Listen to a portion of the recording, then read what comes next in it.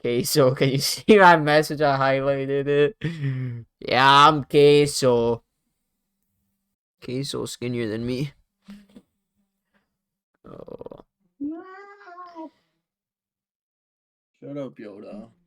I'm gonna watch this video about the White Death.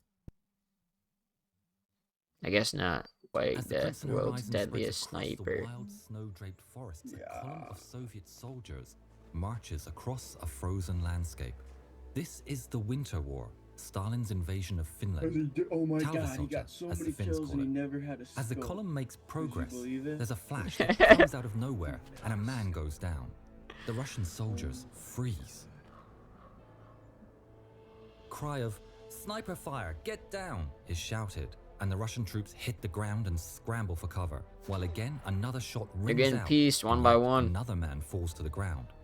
A murmur spreads among the hiding Russians. They got Prime Buster Douglas out there shooting from deep. A man clad head to toe in a snow-white coat, hidden from view by the wild landscape and snow pushed up all around him, balances his rifle on his gloves and patiently waits for another unfortunate soul to enter his sights.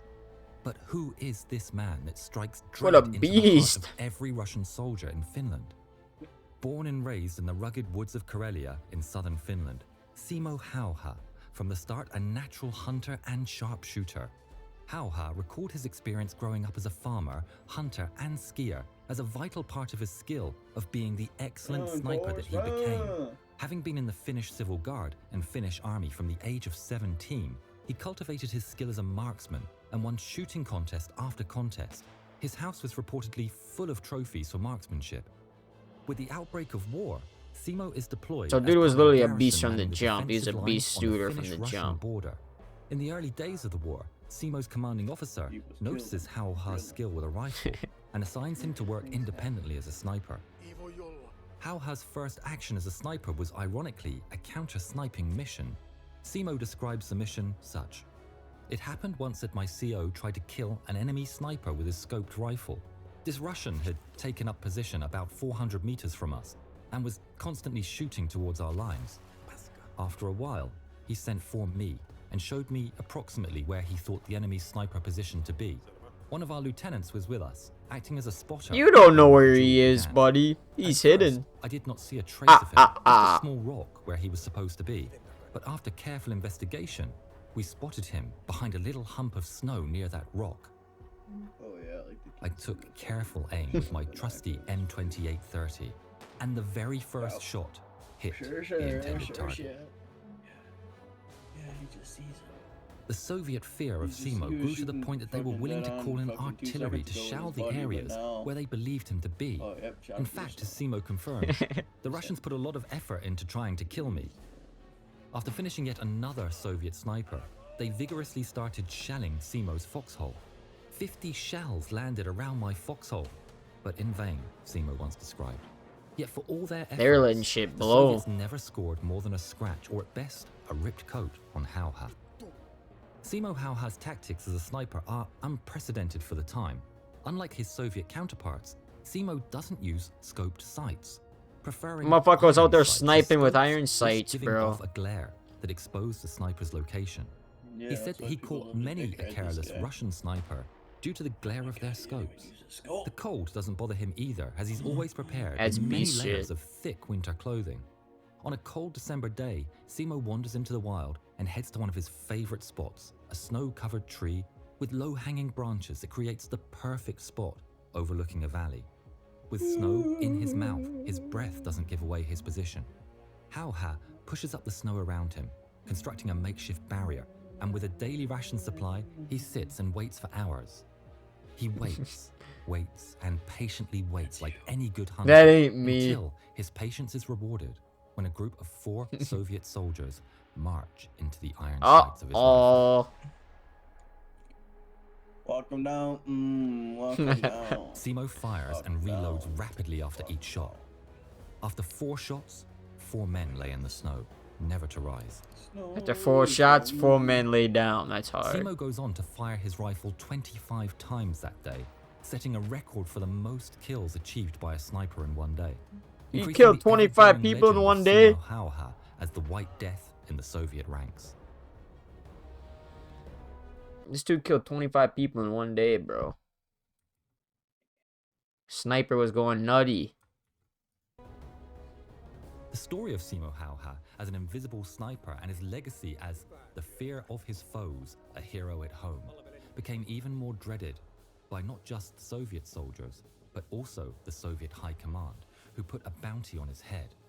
There were Soviet snipers who wanted the bounty, going to the hotspots and waiting in ambush for Simo. One set up his position and waited for hours. As night fell, the sniper thought that Simo must have left and stood to head back to base. There's a crack, but the Russian never hears it and falls in the snow. Peaced. By the end of January 1940, Simo would achieve 200 career kills. And for this, Simo was 200? awarded by the Finnish government a custom rifle designed for him, although he would continue to use his ever-trusted M28-30 rifle. Simo continues to rack up kills throughout the war and achieves the remarkable feat of over 500 sniper kills. Oh my in 100 God, bro. days. 500 kills in 100 days. Fellow Finns against a Look at those superior numbers. attacking Red Army force attempting to penetrate through the forest. Of the That man battle, was out there. Simo recalled, "I was in the dark forests of Ulisma. We were given a mission to counterattack, one of many. We moved to our starting positions at early dawn. There was a swamp, some 300 meters wide, which we crossed without difficulty. Once over the swamp, we charged against the enemy that was really close to us. My rifle functioned very well. We were so close to the enemy that even some were only 2 meters away from me. The enemy Yeah, was like the forced to bullets are going to withdraw, be but colliding some like very that. brave individual soldiers remained I'll behind be damned if I to seen cause that shit. havoc amongst us. Suddenly there was a shot, maybe only 50 to 100 meters away, and I felt hit. There's a whoosh, and Simo gets tunnel vision. He And got everything blasted. goes white for the White Death, and he falls, hit in the jaw by an exploding bullet. By an exploding After the bullet. battle, the Finnish soldiers find what they think is Simo's remains and place him in a pile with the other fallen. Then, one of the Finns notices a leg twitching amongst the pile. Incredibly, Simo was alive, but half his face was gone. He's Oh, in a coma God. for 3 days, by which time the Winter War is over. Simo had 26 surgeries to repair his shattered jaw, which was crafted from a piece of bone taken from his hip. What a After beast. recovering, he would peacefully live the rest of his days at his new farm in the scenic Finnish countryside, passing away in 2002 at the ripe old age of 96. Holy shit. Simo left a legacy as the world's He greatest lived sniper to be and 2000, or he marksman, lived till while a renowned 2002, Finnish bro. hero, the stuff of legend.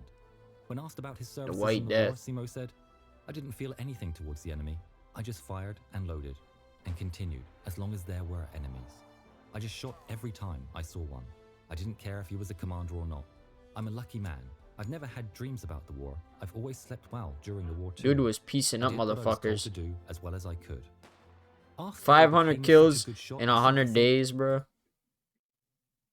Huh? 500 kills in 100 days this dude had the White Death.